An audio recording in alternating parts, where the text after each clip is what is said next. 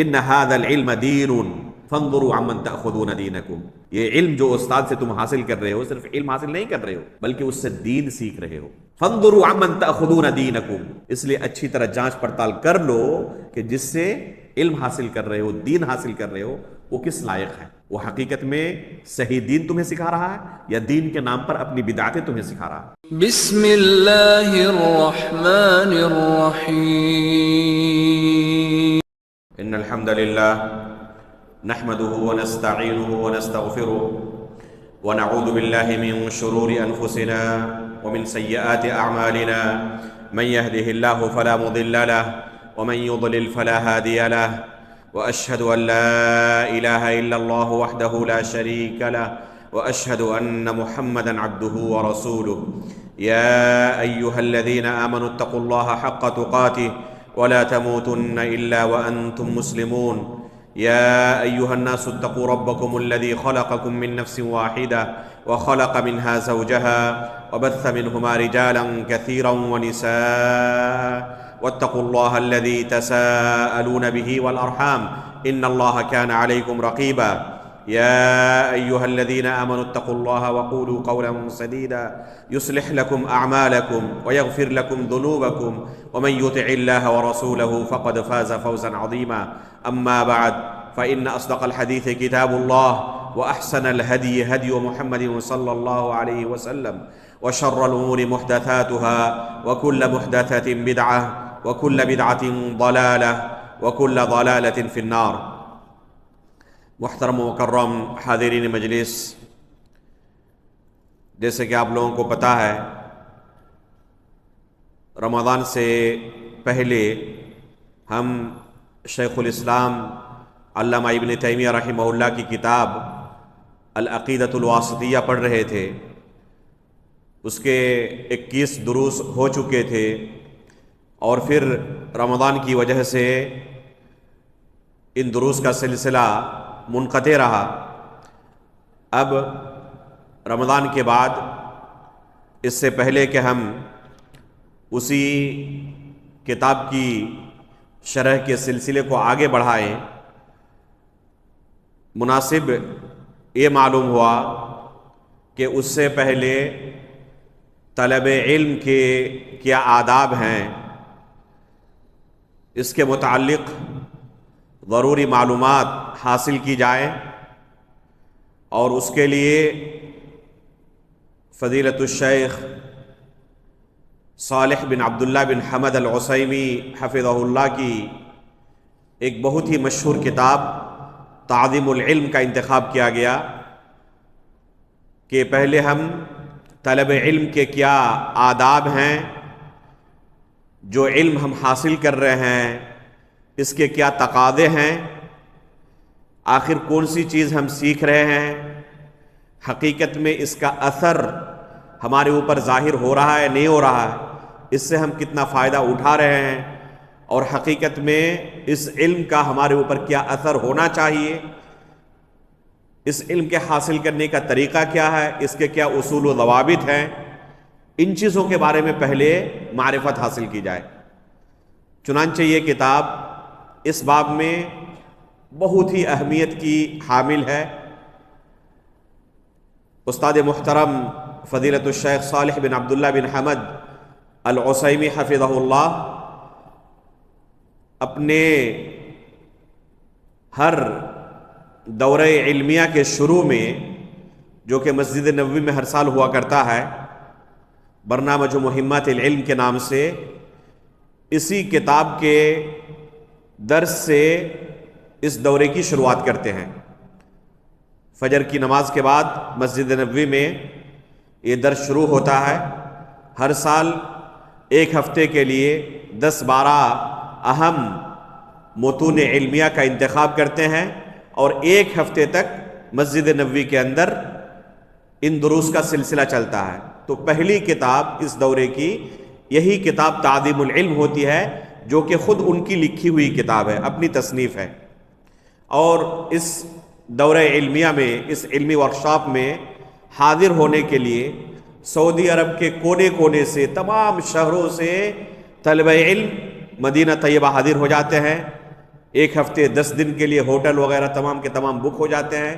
صرف سعودی عرب کے اندر ہی نہیں بلکہ آس پاس کے خلیجی ممالک سے بھی بہت سارے طلبہ علم صرف اس دورے میں حاضر ہونے کے لیے مسجد نبوی کے آس پاس ہوٹلوں کے اندر قیام کرتے ہیں. اور ان تمام دروس میں جو کہ فجر کے بعد سے لے کر تقریباً رات کے 10 بجے تک چلتے رہتا ہے، صرف دوپہر 10 بجے سے لے کر عصر تک وقفہ رہتا ہے، اور پھر عصر کے بعد شروع ہو کر رات کے 10 بجے تک چلتا ہے. فجر سے لے کر 10 بجے تک اور پھر عصر سے لے کر رات کے 10 بجے تک. یہ تقریباً 14-15 سالوں سے یہ سلسلہ چل رہا ہے. کورونا کی وجہ سے یہ سلسلہ رک گیا ہے، لیکن شاید کہ اس کے بعد پھر شروع کرنے کا پلان بنایا جا رہا ہے. اللہ کے فضل سے مدینے کے اندر قیام کے دوران استاد محترم سے اس کتاب کو بارہا پڑھنے کا موقع ملا. ہر سال پڑھاتے ہیں اور طلبہ ہر سال حاضر ہوتے ہیں. خود میں نے شیخ کے سامنے بیٹھ کر بارہا اس کتاب کو پڑھا ہے، اور ریکارڈنگ سے اپنی کار کے اندر میں نے لگایا ہوا تھا. وقتاً فوقتاً اس کو سنتے رہتا تھا. مجھے نہیں لگتا کہ 25 سے کم اس کو میں نے سنا ہوگا، اس سے زیادہ بار سنا ہے. اور ہر مرتبہ ایک الگ ہی جوش ولولہ، ہمت، تازگی محسوس ہوتی ہے. اس لیے میں اس کتاب کو طلبہ علم کے لیے ایک ٹونک کی طرح، وٹامن کی طرح کہتا ہوں کہ اگر کبھی کسی طالب کو لگے کہ میں اپنے اصل مقصد سے بھٹک رہا ہوں، جس مقصد کے لیے گھر چھوڑ کر آیا ہوں اس مقصد کو صحیح طریقے سے حاصل نہیں کر پا رہا ہوں، شیطان کے بہکاوے میں آ رہا ہوں، تو اسے چاہیے کہ ایک مرتبہ اس درس کو سن لے، اس کتاب کو پڑھ لے ایک مرتبہ. شیخ سے اگر عربی زبان سمجھ سکتا ہو تو اس کی شرح سن لے، تو انشاءاللہ اس کا اثر اس پر ظاہر ہوگا، اس کا فائدہ ملے گا. میں نے خود حد سے زیادہ اس کتاب سے فائدہ اٹھایا ہے. جن اہم چند کتابوں کا بہت زیادہ میں نے اثر پایا ہے ان میں سے ایک کتاب یہ ہے تعلیم العلم. ہمارے یہاں یہ مزاج نہیں ہے کہ ایک ہی کتاب کو ایک ہی استاد سے بار بار ہم سنیں. ایک مرتبہ پڑھانے کے بعد اگر دوسری مرتبہ اسی کتاب کو چند مہینے کے بعد یا 1 سال کے بعد پڑھانے کے لیے اعلان کیا جائے تو جو پہلے پڑھ چکے ہیں وہ آئیں گے نہیں دوبارہ، کہ ہم تو پہلے ہی پڑھ چکے ہیں، اب دوبارہ سننے کی کیا ضرورت ہے، انہی چیزوں کو دہرانے کی کیا ضرورت ہے. لیکن حقیقت میں علم ضبط کرنے کا یہ طریقہ نہیں ہے. آپ پائیں گے اکثر و بیشتر جو معروف کبار علماء ہیں وہ چند خاص کتابیں ایسی ہوتی ہیں کہ بار بار پڑھتے ہیں، بار بار پڑھتے ہیں. یہاں تک کہ بعض علماء کے سلسلے میں ملتا ہے کہ ایک ہی کتاب کو 500 مرتبہ سے زیادہ انہوں نے پڑھا تھا. تو یہ علم اسی طریقے سے ضبط ہوتا ہے. اس کا اثر جو لوگ اس طریقے سے آگے بڑھتے ہیں وہ محسوس کرتے ہیں. تو اسی وجہ سے یہ جو سلسلہ ہمارا چل رہا تھا العقیدۃ الواسطیہ کا، اسے روک کر پہلے اس کتاب کے پڑھنے کا فیصلہ کیا گیا. انشاءاللہ ہم امید کرتے ہیں کہ 3 دروس کے اندر اس کتاب کی شرح ہم مکمل کر لیں گے. اس کتاب میں شیخ نے 20 اہم قواعد کا تذکرہ کیا ہے طلب علم کے لیے، کہ اگر کوئی حقیقت میں طالب علم بننا چاہتا ہے، اس شریعت کے علم کو حاصل کرنا چاہتا ہے، تو ان 20 قواعد کو اپنے سامنے رکھنا ضروری ہے. تو انشاءاللہ ان 20 قواعد کو ان 3 دروس میں ہم سننے کی کوشش کریں گے. شیخ ابھی بلاد عرب کے اندر تو بالکل محتاج تعارف نہیں ہے، وہاں کے تمام طلبہ چھوٹے سے لے کر بڑے ہر کوئی شیخ سے واقف ہیں. لیکن ہندوستان میں ہو سکتا ہے کہ بہت سارے لوگ نہ جانتے ہوں. تقریباً شیخ کی عمر ابھی 55-56 سال ہے، یعنی بہت زیادہ عمر دراز نہیں ہوئی ہے، ابھی 60 سے کم ہی ہے. 55-56 سال ابھی عمر ہوگی شیخ کی. اور مسجد نبوی کے اندر خصوصاً ان کے دروس چلتے رہتے ہیں، مکہ مکرمہ کے اندر بھی، ریاض کے اندر اور دوسرے شہروں کے اندر ان کے دروس چلتے رہتے ہیں. اور بہت سارے ان کے اہم برامج ہیں، خصوصاً جو علمی متون ہیں ان کی تدریس کے لیے ایک بہت ہی بڑے نام ہے شیخ، بہت ہی بڑا کردار ان کا رہا ہے. ان کا ایک برنامج چلتا ہے، برنامج الدرس الواحد، یعنی ایک مجلس میں ایک کتاب ختم کرنی ہے.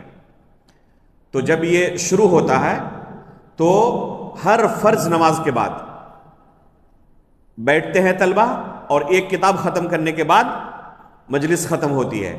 اس طرح ایک دن میں 5 کتابیں، 5 نمازوں کے بعد 5 کتابیں. اس طریقے سے صرف اس برنامج میں تقریباً 300 متون کی شرح کر چکے ہیں.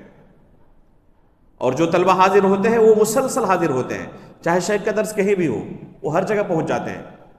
تو اس طریقے سے علم کو ضبط کیا جاتا ہے کہ جو متون ہیں ان متون کو ضبط کیا جائے. علماء ان متون کو اسی لیے لکھتے ہیں تاکہ یہ چھوٹی چھوٹی جو کتابیں ہیں ان کو طلبہ آسانی کے ساتھ حفظ کر لیں، اس کی شرح ضبط کر لیں. اس طریقے سے علم محفوظ ہوتا ہے.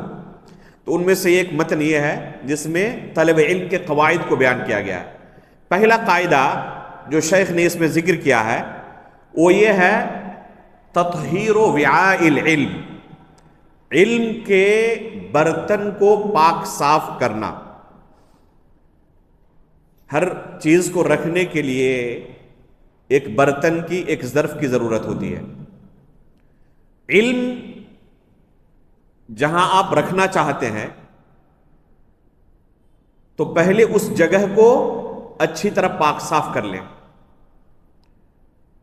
جس طریقے سے آپ لذیذ سے لذیذ کھانا، مہنگا سے مہنگا کھانا اگر کسی گندے پلیٹ میں آپ کو دیا جائے، پروسا جائے، تو آپ اسے کھانا قبول نہیں کریں گے، اور اس مہنگے اور لذیذ کھانے کی کوئی اہمیت نہیں رہ جائے گی اگر گندے پلیٹ میں اسے آپ کو پروسا جائے. اسی طریقے سے یہ علم بہت ہی قیمتی چیز ہے، بلکہ اس سے کوئی قیمتی چیز نہیں دنیا کے اندر. سب سے قیمتی چیز کیا ہے؟ یہ علم ہی ہے، کتاب و سنت کا. تو اس قیمتی چیز کو جہاں پر رکھا جائے اس جگہ کا صاف ستھرا ہونا بہت ضروری ہے.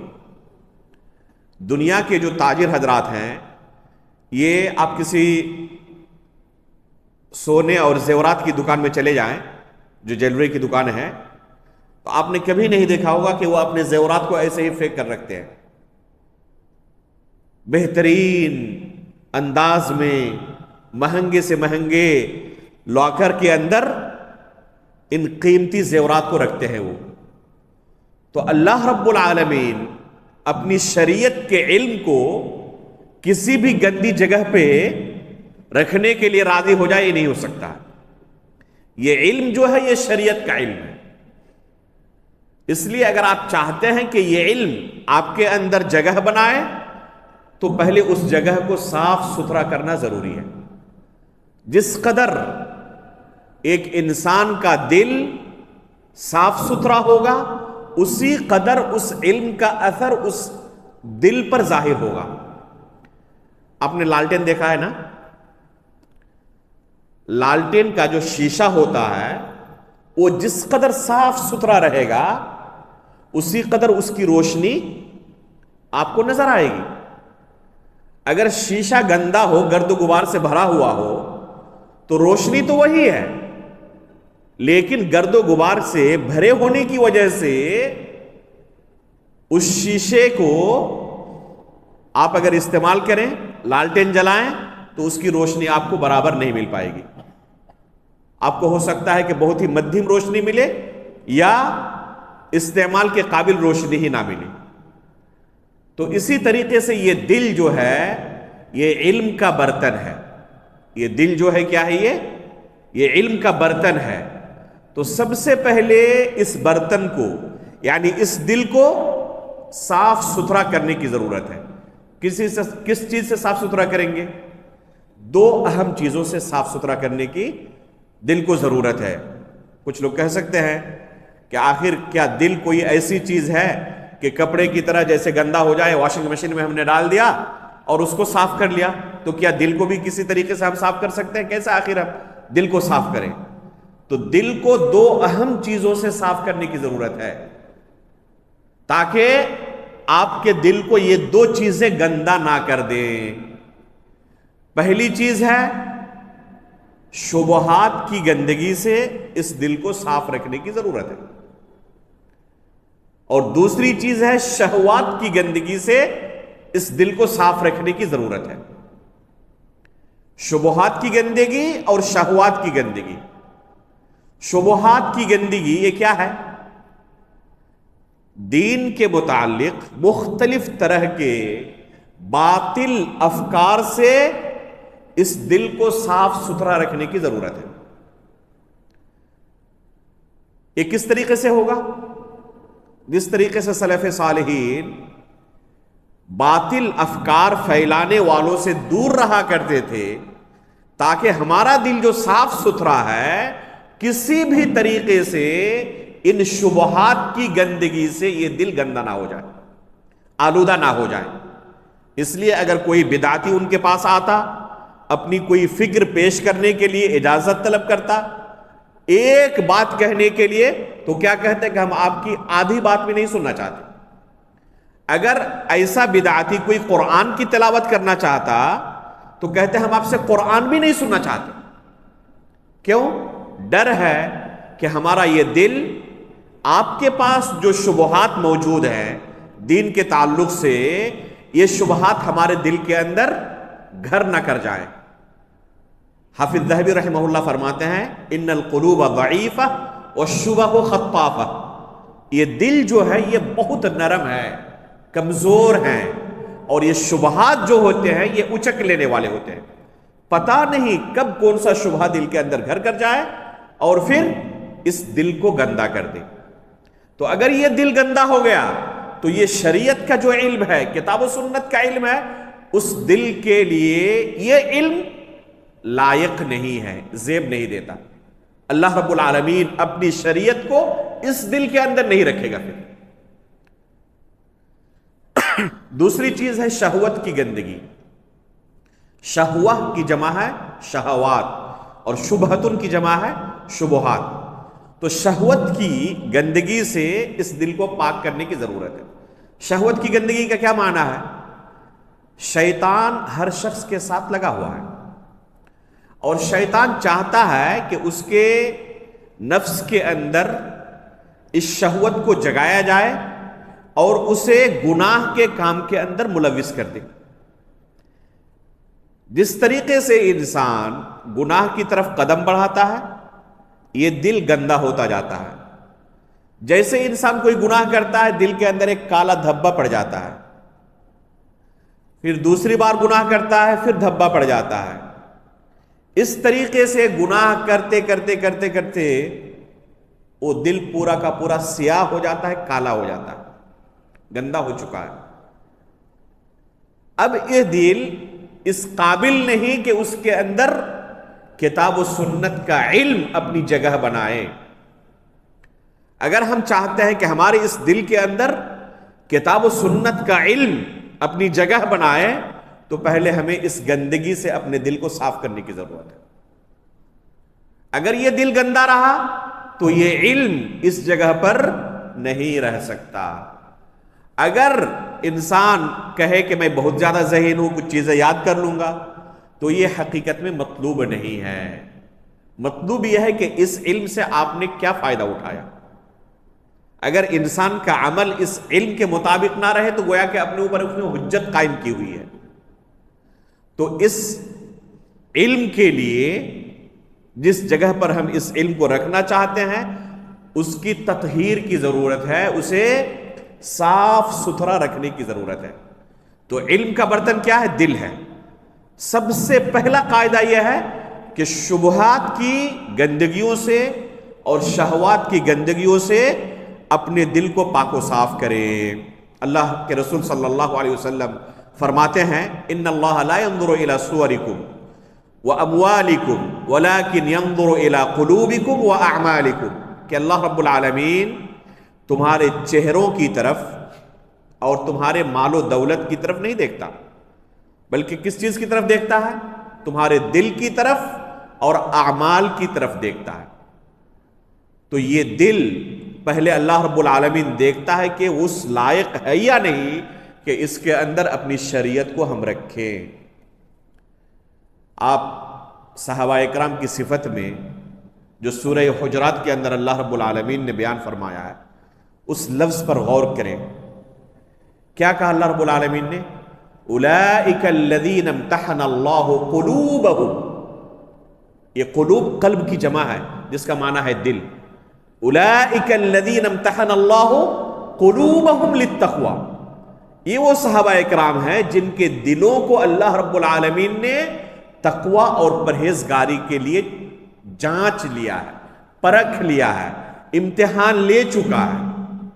جب دیکھا کہ یہ دل اتنے صاف ستھرے ہیں کہ اس دل میں اپنی شریعت کو رکھ سکتا ہوں، تب اللہ رب العالمین نے اپنے رسول کی صحبت کے لیے ان کا انتخاب کیا. یہ آیت اس بات کی دلیل ہے کہ ہم بھی اگر اس شریعت کو، اس علم کو اپنے دل کے اندر رکھنا چاہتے ہیں تو ہمیں بھی اپنے دل کو اسی طرح صاف ستھرا رکھنے کی ضرورت ہے، شبہات سے، شہوات سے. یہ پہلا قاعدہ ہے. دوسرا قاعدہ ہے کہ طلب علم سے پہلے اپنی نیت کی اصلاح کر لیں، اپنے اندر اخلاص پیدا کریں. اخلاص کا کیا معنی ہے؟ خالص ہم اپنی زبان کے اندر بھی استعمال کرتے ہیں، پیور کہتے ہیں نا. اگر شہد بیچنے والے مارکیٹ کے اندر بہت ہوتے ہیں، کوئی اصلی خالص شہد نہ دے تو ہم لینے کے لیے تیار نہیں ہوتے. پہلے چیک کرتے ہیں خالص ہے یا نہیں ہے. دودھ دینے والا جو گھر میں آتا ہے، اگر دل کے اندر شک و شبہ داخل ہو گیا کہ پانی ملا کر دیتا ہے تو اس سے ہم انکار کر دیتے کہ نہیں چاہیے آپ کا دودھ. ہم ڈھونڈتے ہیں ایسے بندے کو جو خالص دودھ ہمیں دے. اللہ رب العالمین نے قرآن کریم کے اندر اسی دودھ کے بارے میں کیا بیان کیا ہے؟ اس سے ہمیں اخلاص کا معنی سمجھنے میں مدد ملے گی. اللہ رب العالمین کا ارشاد ہے وَإِنَّ لَكُمْ فِي الْأَنْعَامِ لَعِبْرَةً نُسْقِيكُم مِّمَّا فِي بُطُونِهِ مِن بَيْنِ فَرْثٍ وَدَمٍ لَبَنًا خَالِصًا سَائِغًا لِلشَّارِبِينَ. کیا فرمایا؟ نُسْقِيكُم مِّمَّا فِي بُطُونِهِ. ان چوپایوں کے پیٹ میں جو دودھ ہے ہم تمہیں پلاتے ہیں. یہ دودھ کہاں سے نکلتا ہے؟ من بین فرث و دم. یہ دودھ نکلتا ہے پیشاب و پاخانے کی غلاظت اور خون کے درمیان سے. من بین فرث و دم لبنا خالصا.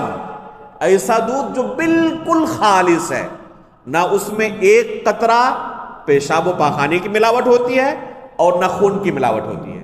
اگر دونوں میں سے کسی چیز کی ملاوٹ ہو جائے کوئی پینے کے لیے راضی ہوگا؟ کوئی پینے کے لیے راضی نہیں ہوگا. اگر ملاوٹ ہو جائے تو خالص نہیں ہے. خالص کب کہا جائے گا؟ جب اس دودھ میں نہ خون کی کوئی ملاوٹ ہو، کوئی اثر ہو، نہ پیشاب و پاخانے کا کوئی اثر ہو، تب اس دودھ کو ہم کہیں گے کہ یہ دودھ کیا ہے؟ خالص ہے. تو اسی طرح اس علم کو حاصل کرنا اگر ہم چاہتے ہیں، شریعت کے علم کو، تو اپنے اندر ہمیں اخلاص پیدا کرنے کی ضرورت ہے. احادیث کے اندر سخت وعید آئی ہوئی ہے ایسے بندے کے بارے میں جو اس شریعت کا علم حاصل کرتا ہے اور اس کے اندر اخلاص نہیں ہوتا، اللہ رب العالمین کی رضامندی مقصود نہیں ہوتی.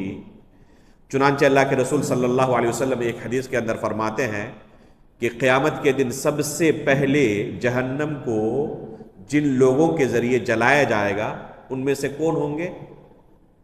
وہ عالم دین جس نے اس علم کو اخلاص کے ساتھ حاصل نہیں کیا تھا. اللہ رب العالمین ایسے علماء کو بلائیں گے اور پوچھیں گے کہ ہم نے تمہیں علم عطا کیا تھا، تم نے کیا کیا؟ وہ اپنے کارنامے گنائے گا، اتنے دروس دی، اتنی کتابیں لکھی، اتنی مشقت سے علم حاصل کیا.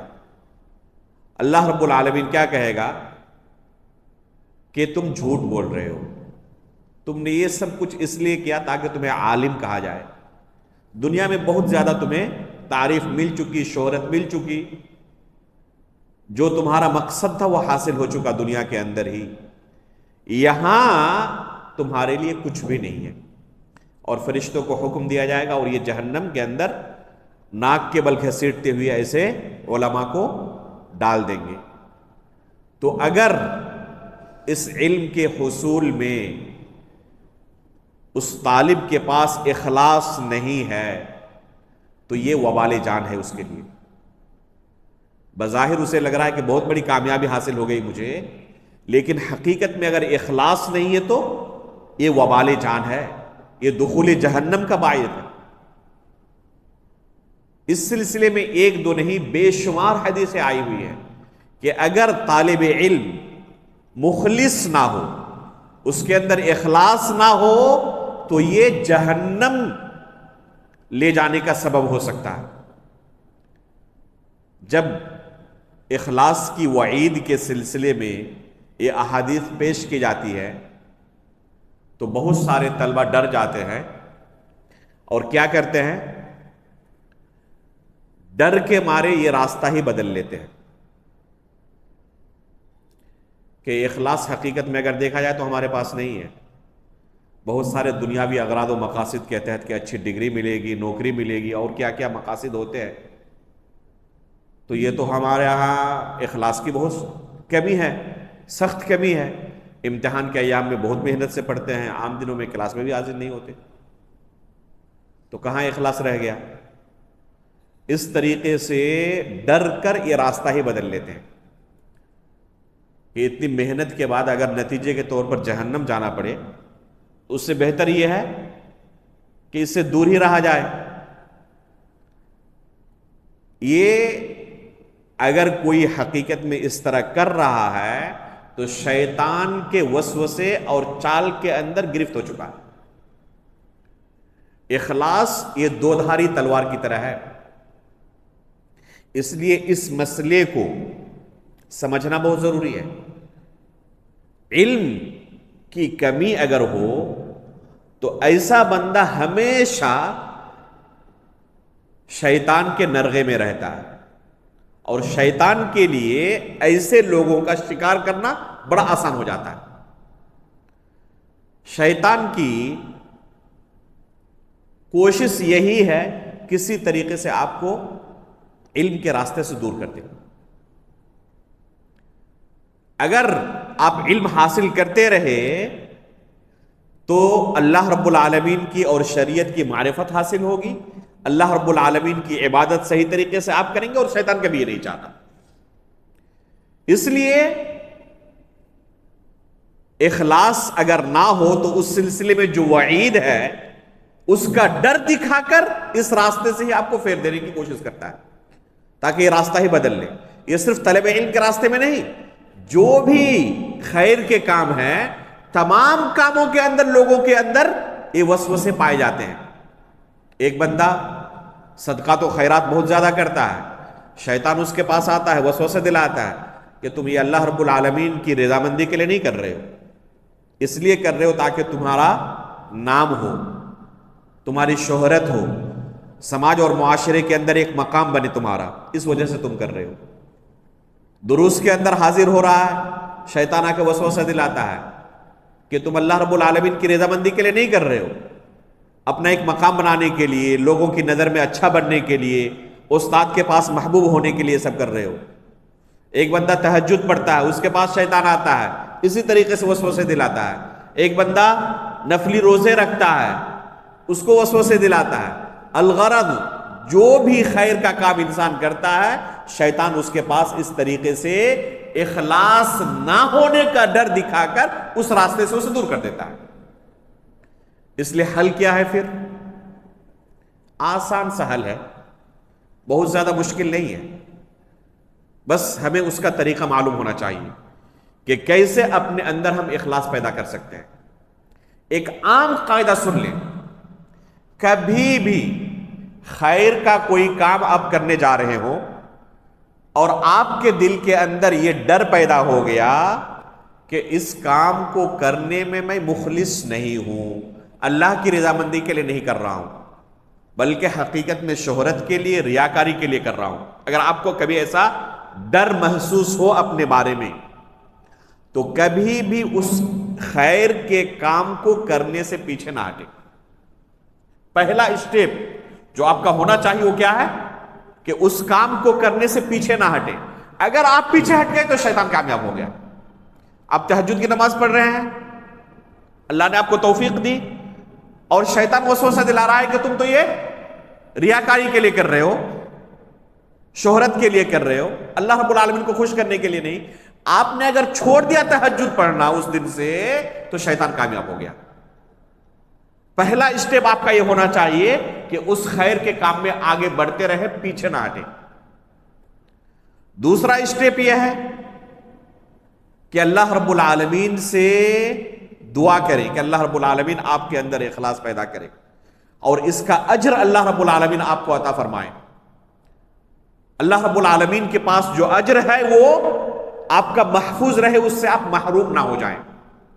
ہمیشہ اللہ تعالیٰ سے دعا کرتے رہیں کہ اللہ دنیا کے اندر جو چیز مجھے حاصل ہو رہی ہے، بظاہر اس کی وجہ سے مال و دولت حاصل ہو رہا، اس کی وجہ سے شہرت مل رہی ہے، تو یہ آخرت کے اندر محرومی کا سبب نہ بنے. ہمیشہ اللہ رب العالمین سے دعا کرتے رہیں. اور تیسرا اور اہم آپ کا اسٹیپ یہ ہونا چاہیے کہ تنہائی کے اندر جن اعمال میں ریاکاری، شہرت طلبی کا ڈر بالکل نہ کے برابر ہے یا ہے ہی نہیں، تو ایسے کاموں کو بکثرت کرنے کی کوشش کریں. ہر شخص کی زندگی کے اندر آتا ہے بہت سارے ایسے اوقات جن اوقات میں ریاکاری کا کوئی ڈر نہیں رہتا، شہرت طلبی کا کوئی ڈر نہیں رہتا. مثال کے طور پر آپ جا رہے ہیں، کسی دوسرے شہر میں ہیں، اپنے سامنے کسی محتاج کو دیکھ رہے ہیں، آپ نے اس کی مدد کر دی. وہ بندہ نہ آپ کو پہچانتا ہے نہ آپ اسے پہچانتے ہیں. کیا یہاں ڈر ہے کہ وہ آپ کی تعریف کرے گا لوگوں کے درمیان؟ وہ آپ کو پہچانتا ہی نہیں ہے. آپ تنہا ہیں، اکیلے ہیں اپنی گاڑی کے اندر، اپنے روم کے اندر. اللہ رب العالمین کے سامنے اگر آپ روئے، گڑ گڑائے، اپنے گناہوں سے توبہ کریں، کوئی دیکھتا ہے یہاں پہ آ کے؟ کوئی نہیں دیکھتا. تو بہت سارے اوقات ایسے آتے ہیں جب ریاکاری کا کوئی ڈر نہیں رہتا. اگر انسان بکثرت ایسے اعمال کرتا ہے تو شیطان ایسے شخص سے مایوس ہو جاتا ہے، ایسے شخص سے شیطان مایوس ہو جاتا ہے اور اس کا پیچھا چھوڑ دیتا ہے. اس لیے بکثرت ایسے کام کرنے کی کوشش کریں جن میں ریاکاری کا شبہ نہیں ہے یا بہت کم ہے ریاکاری کا شبہ. ہم نے دیکھا سعودی عرب کے اندر جو عام شاہراہ ہوتے ہیں، ہائی وے ہوتے ہیں، رمضان کے مہینے میں خصوصاً ایک دم صحرا کے اندر، بیابان کے اندر لوگ اپنی گاڑیوں میں افطاری لے جا کر یا سحری کے وقت سحری کا پورا سامان لے جا کر روڈ کے بغل میں کھڑے ہو جاتے ہیں. اپنے شہر کے اندر بھی دے سکتے تھے، لیکن ایسی جگہ پر جہاں مجھے کوئی نہ بندہ پہچانتا ہو، وہاں پر جا کر لوگوں کی مدد کر رہے ہیں. یہاں پر شہرت طلبی کا کوئی ڈر نہیں ہے، ریاکاری کا کوئی ڈر نہیں ہے. تو ہر شخص کی زندگی کے اندر بے شمار ایسے موقع آتے ہیں جہاں پر ریاکاری کا ڈر نہیں ہوتا. تو ایسے اعمال بکثرت کرنے کی انسان کوشش کرے. طلب علم کے اندر اپنے اندر ہم کیسے اخلاص پیدا کر سکتے ہیں؟ اس کے 4 اہم ارکان ہیں. ایک شخص جو شریعت کا علم حاصل کر رہا، جیسے کہ ہم لوگ ہیں ابھی اس مقصد کے لیے حاضر ہوئے ہیں، تو اس کے لیے 4 اہم ارکان ہیں. پہلا رکن ہے اپنے اندر یہ نیت پیدا کریں کہ شریعت کے بہت سارے مسائل ہیں جن کے تعلق سے میں لا علم ہوں، جانتا نہیں ہوں. ہم نے کتنا علم حاصل کیا ہے؟ بہت ہی تھوڑا سا. نہ قرآن کا ہمیں علم ہے، نہ اللہ کے رسول کی احادیث کا علم ہے، نہ عقیدے کا، نہ فقہ کا، اور نہ دوسرے مسائل کا. تو ہمارے پاس شریعت کا علم نہیں ہے. ہم اپنے اندر جہالت جو ہے اس علم سے دور کرنا چاہتے ہیں. یہ پہلا رکن ہے. ان مجلسوں میں بیٹھنے کا ہمارا پہلا مقصد کیا ہونا چاہیے کہ ہم شریعت سیکھیں گے. نہیں جانتے ہیں سیکھیں گے. ہمارے اندر جہالت موجود ہے, ہم جاہل ہیں, تو اپنی جہالت کو ہم دور کرنے کے لیے یہاں پر آئے ہوئے ہیں. یہ پہلی آپ کی نیت ہونی چاہیے.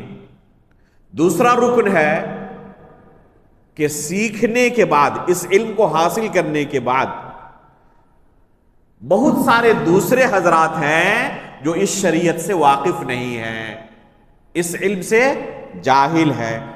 میں اس علم کو سیکھنے کے بعد دوسروں سے بھی جہالت کو دور کروں گا, انہیں شریعت کا علم پہنچاؤں گا, شریعت کے علم سے انہیں روشناس کروں گا. یہ دوسرا اسٹیپ ہے.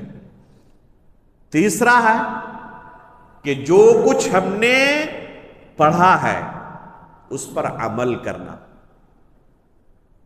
یہ اخلاص کے اندر شامل ہے. آپ نے ایک حدیث پڑھی تو کوشش کریں کہ اس پر عمل بھی کریں. یہ حدیثیں صرف پڑھنے کے لیے نہیں ہیں, عمل کے لیے ہیں. اس لیے سلف صالحین کے بارے میں, خصوصاً صحابہ اکرام کے بارے میں آتا ہے کہ 10 آیتیں پڑھ لینے کے بعد پہلے وہ عمل کرتے, پھر 10 آیتیں آگے پڑھتے. جب تک عمل نہ کریں تب تک آگے نہیں بڑھتے. تو جو ہم نے پڑھا ہے اگر اس پر عمل کرنے کا ہمارے پاس حرص ہے, اس کا مطلب کہ اپنے اس مقصد میں ہم کیا ہیں, مخلص ہیں, اس راستے میں مخلص ہیں. اور چوتھا اسٹیپ ہے, چوتھا رکن ہے کہ جو علم حاصل کیا ہے اس علم کی حفاظت کرنا, اس علم کو ضائع اور برباد ہونے سے بچانا. یہ اخلاص کے اندر شامل ہے جو کہ بہت سارے لوگ نہیں جانتے. آپ غور کریں کہ اگر حقیقت میں ایک طالب علم مخلص ہو, خصوصاً مدرسے کے اندر ہم اپنے طلباء سے کہتے ہیں کہ اپنے آپ کا اگر جائزہ لینا ہو, امتحان لینا ہو, تو دیکھیں کہ یہ چاروں ارکان آپ کے اندر موجود ہے یا نہیں ہے. علم کی حفاظت کرنے کا کیا معنی ہے؟ بہت ساری چیزیں آپ پڑھ چکے ہیں. اگر آپ 5th کلاس میں ہیں تو پہلی, دوسری, تیسری, چوتھی کلاس میں بہت ساری چیزیں پڑھ چکے ہیں. کیا کبھی آپ نے کوشش کی کہ جو چیزیں میں پڑھ چکا ہوں ان چیزوں کا جا کے مراجعہ کروں, دہراؤں, کیونکہ وہ تو بھول چکا ہوں. اگر آپ مخلص ہیں تو جا کے کیا کریں گے, جو پڑھ چکے ہیں اس کو بار بار دہرائیں گے تاکہ وہ ضائع اور برباد نہ ہو جائے. علم کیسے ضائع ہوتا ہے, برباد ہوتا ہے؟ اگر اس علم کو بار بار نہ پڑھا جائے تو یہ علم آہستہ آہستہ کیا ہو جاتا ہے, ختم ہو جاتا ہے. اس لیے جو چیز پڑھ رہے ہیں بار بار مراجعہ کریں.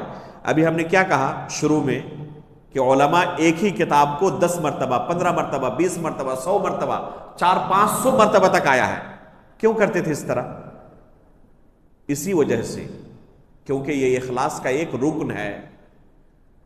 یہ ثابت کرنے کے لیے کہ ہم مخلص ہیں, جو ہم نے علم حاصل کیا ہے اس کو ہم محفوظ رکھنا چاہتے ہیں تاکہ یہ برباد نہ ہو جائے.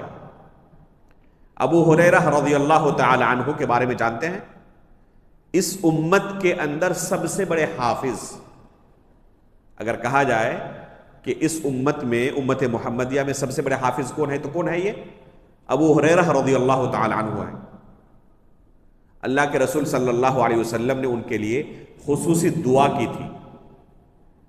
انہوں نے اللہ کے رسول سے شکایت کی کہ اللہ کے رسول میں بھول جاتا ہوں, تو اللہ کے رسول صلی اللہ علیہ وسلم نے خصوصی ان کے لیے دعا کی کہ اے اللہ ان کو ایسا حافظہ عطا کر کے نہ بھولے, جو کچھ سنے ان کو یاد رہ جائے.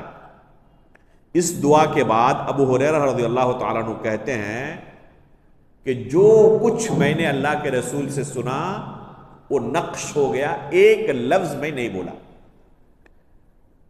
علماء نے ابو ہریرہ رضی اللہ تعالیٰ عنہ کے قوت حافظہ کو اللہ کے رسول صلی اللہ علیہ وسلم کا ایک معجزہ شمار کیا ہے.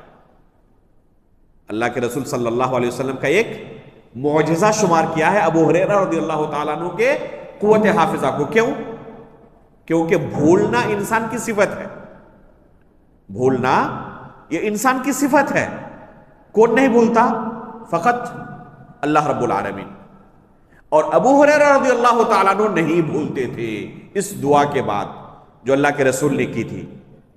تو اللہ کے رسول کا یہ معجزہ ہے کہ ابو ہریرہ کے لیے آپ نے دعا کی اور اس کے بعد ابو ہریرہ رضی اللہ تعالیٰ کبھی نہیں بھولے.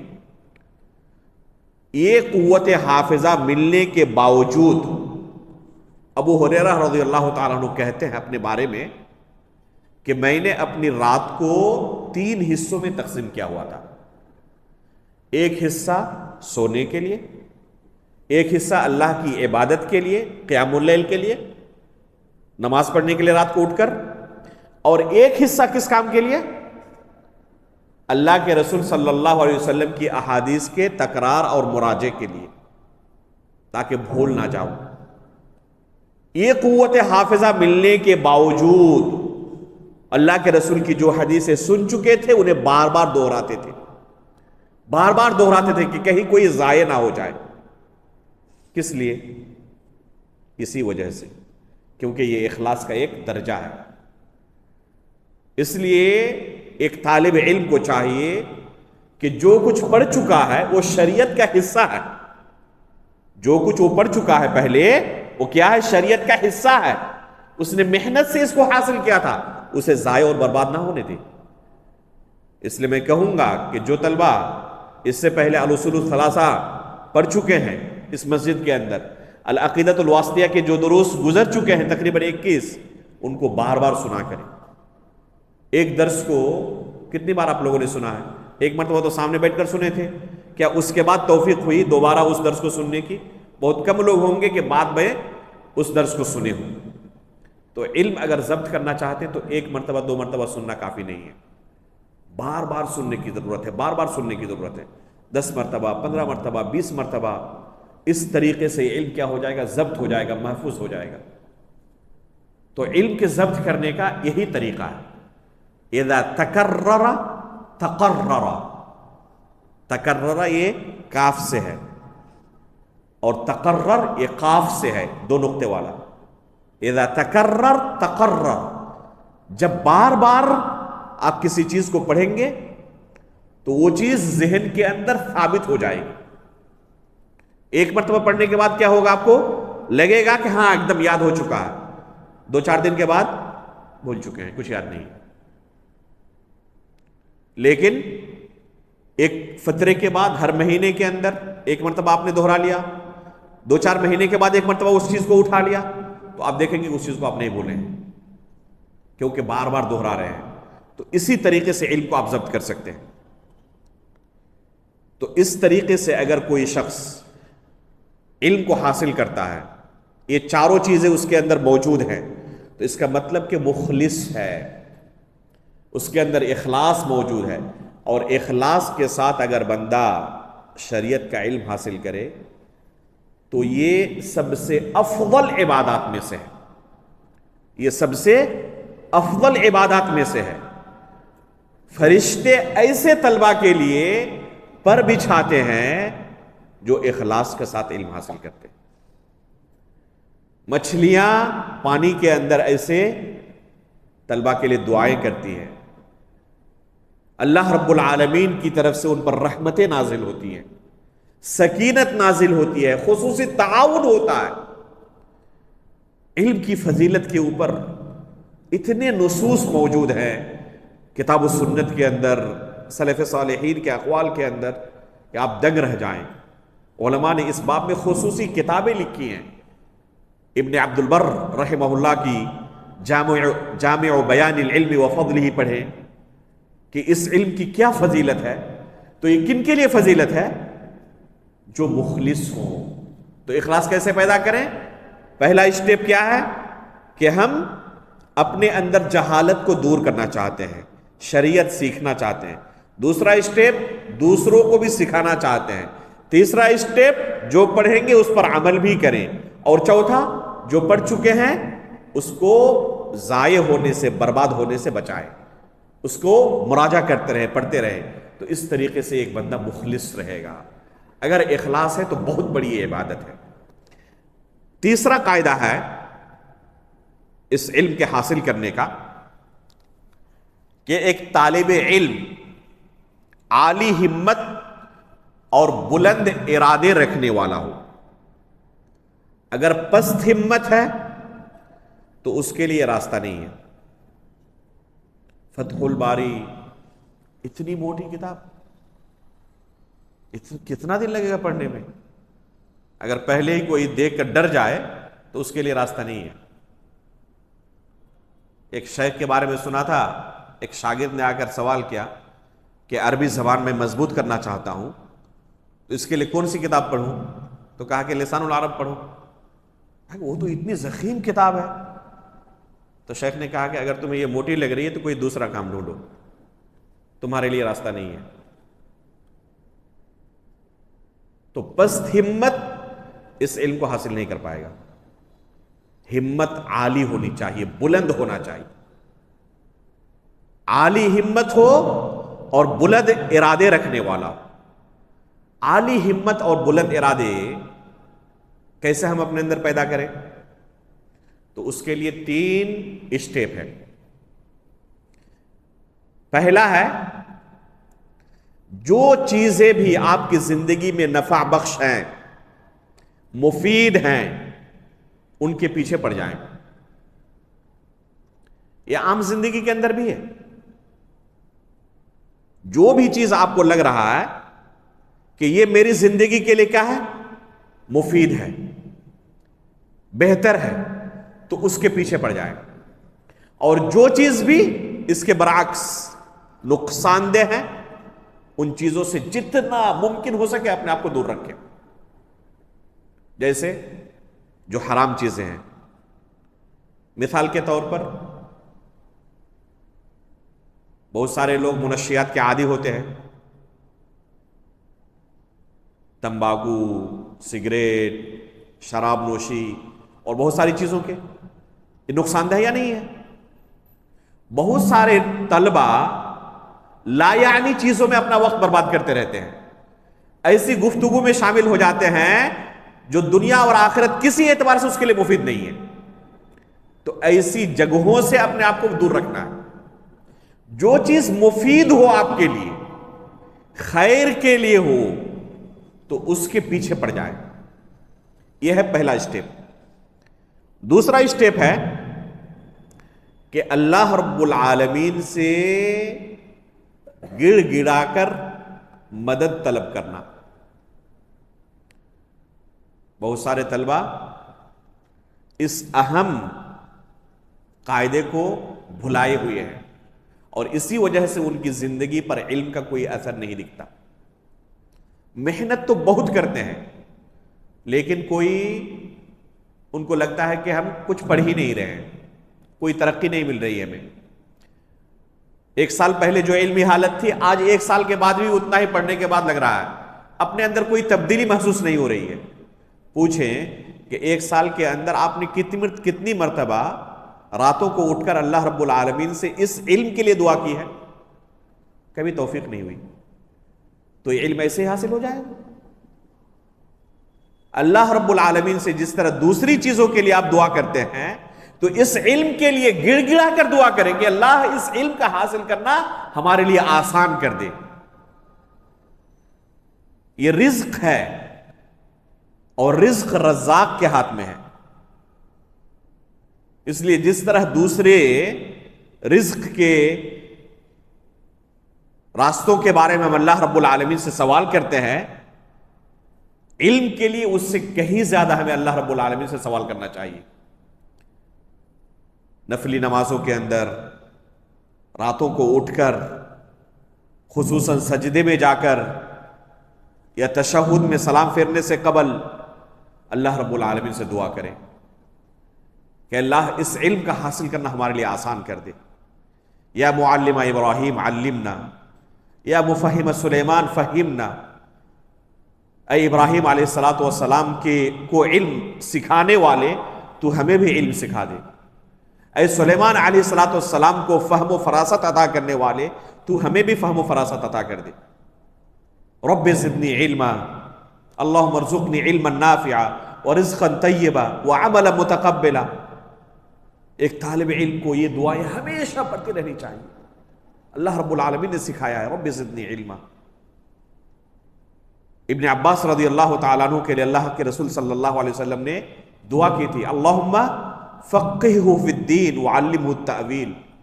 اپنے لیے دعا کریں اللہم فقہنی فی الدین وعلمنی التأویل. تو یہ دوسرا اسٹیپ ہے. عالی ہمت کیسے آپ بنے، آپ کے ارادے بلند کیسے ہو، تو یہ ایک راستہ ہے کہ اللہ رب العالمین سے بکثرت دعا کریں، مدد طلب کریں. اور تیسرا راستہ ہے کہ پست ہمت ہو کر بیچ راستے سے بھاگ نہ جائیں. تو یہ 3 اسٹیپ ہوئے. کیا کیا یاد رہیں گے نا؟ پہلا کیا بتایا کہ جو چیزیں بھی ہماری زندگی کے لیے خیر کی ہو، مفید ہو، نفع بخش ہو، ان کے پیچھے لگ جانا. دوسرا اللہ رب العالمین سے بکثرت دعا کرنا. اور تیسرا پست ہمت ہو کر بیچ راستے سے بھاگ نہ جانا. اللہ کے رسول صلی اللہ علیہ وسلم نے خود ان 3 چیزوں کی ہمیں تعلیم دی ہے. چنانچہ ابو ہریرہ رضی اللہ تعالیٰ عنہ فرماتے ہیں، صحیح مسلم کی روایت ہے کہ اللہ کے رسول صلی اللہ علیہ وسلم نے فرمایا احرص علی ما ينفعک واستعن باللہ ولا تعجز. 3 چیزوں کے بارے میں اللہ کے رسول نے ذکر کیا. نہایت مختصر حدیث، صرف 1 سطر کی.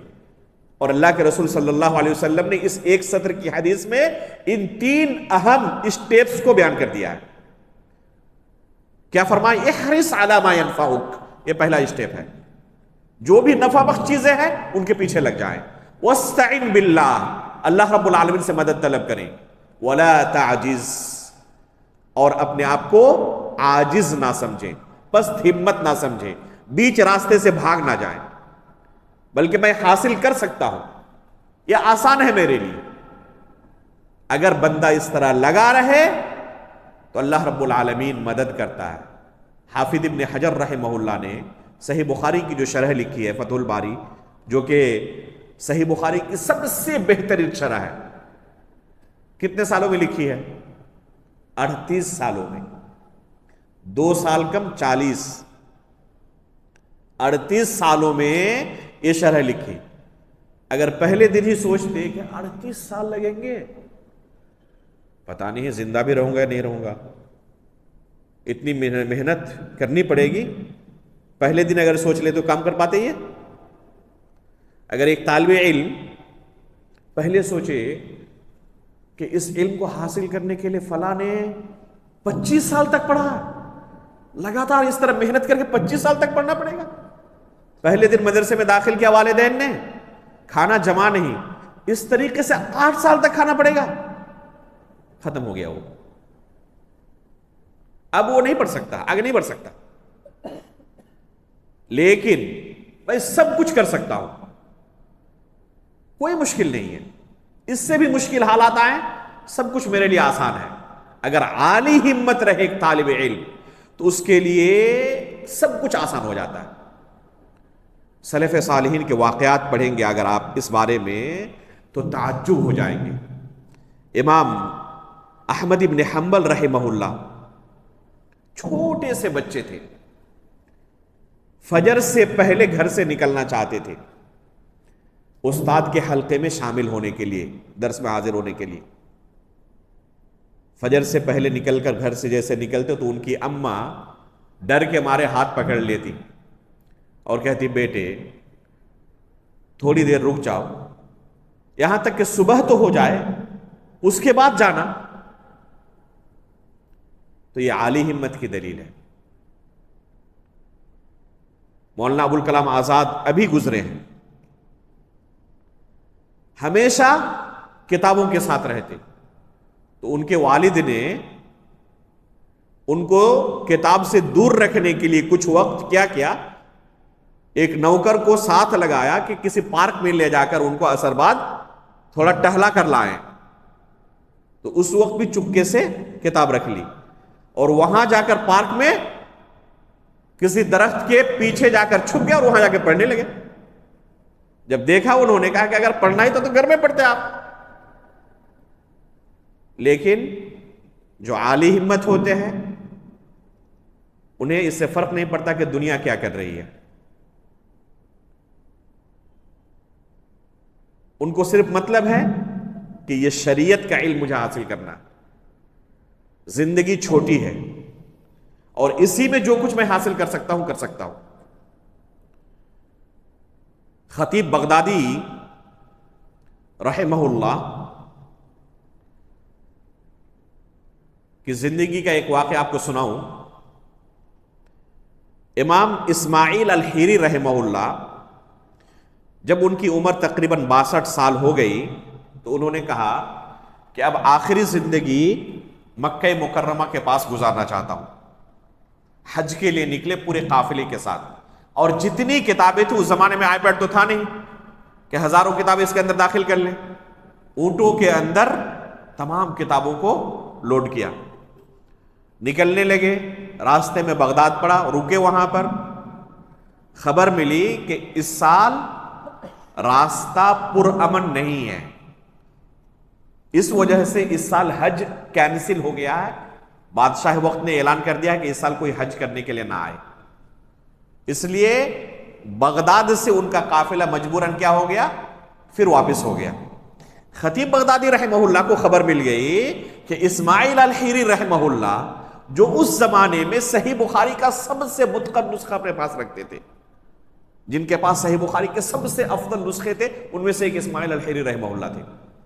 جب خبر ملی تو فوراً پہنچے. اس وقت غنیمت سمجھا اور ان کے پاس درخواست رکھی کہ میں آپ سے صحیح بخاری مکمل پڑھنا چاہتا ہوں. انہوں نے قبول کر لی. استاد بھی تھے اس طرح, ایسا نہیں کہ سفر کی تھکاوٹ کا بہانہ بنائے, ٹھیک ہے پڑھیں. اب انہوں نے پڑھنا شروع کیا اور صرف 3 مجلس میں, 3 نشست میں مکمل صحیح بخاری ختم کر دی. کس طریقے سے؟ 2 نشستیں رات کو تھی, پوری رات پڑھتے رہے. مغرب کے وقت بیٹھک شروع ہوتی اور صرف نماز وغیرہ کے لیے رکتے, اور فجر تک یہ مجلس جاری رہتی. مغرب سے لے کر فجر تک. ابھی ہم عشاء سے شروع کیے, 1 گھنٹہ سے تقریباً ہوا ہے, اور 10-20 منٹ زیادہ ہو جائے تو پتہ چلے گا کہ پابندی لگ گئی ہے.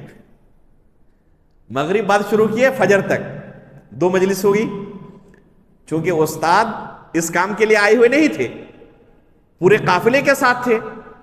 اب دوسرے دن کے بعد یہ قافلہ وہاں سے نکل گیا اور ابھی کتاب مکمل ہوئی نہیں ہے. خطیب بغدادی رحمہ اللہ ان کے ساتھ اور کچھ ساتھی تھے.